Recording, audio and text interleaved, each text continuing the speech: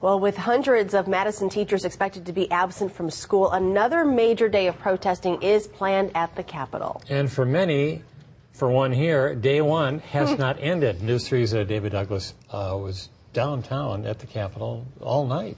With hundreds of other people, Rob, who are still there right now. It was quite a scene as UW students, 100 of them or more, pulled out their sleeping bags in the rotunda, refusing to leave until they were heard. And it worked. Even as Republican lawmakers ended the joint finance public hearing, Democrat lawmakers promised to stay, holding a listening session, which is still going on. You can watch it live on wisconsineye.com, allowing every citizen who wants the chance to share whatever they have to say to do just that.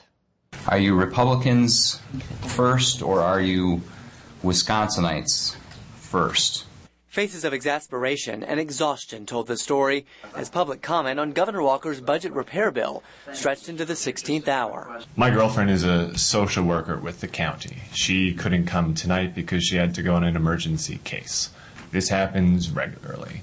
But as the clock struck 3, the Republican-controlled Joint Finance Committee wrapped up the hearing with dozens still waiting to speak. The testimony we're hearing, while it's good and compelling personal stories, we're not necessarily plowing a whole lot of new ground. People are talking about some of the issues that we have already heard before. While conservatives call it quits, Democrats say this moment is the start of something new.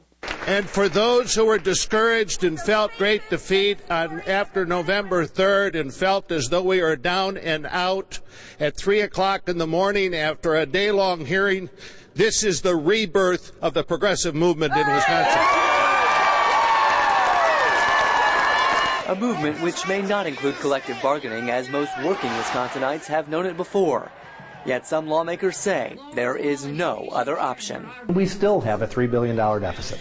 So the only way we're going to be able to solve it is to get management flexibility so you're able to actually reduce costs. That has not happened under the negotiating system that we have had.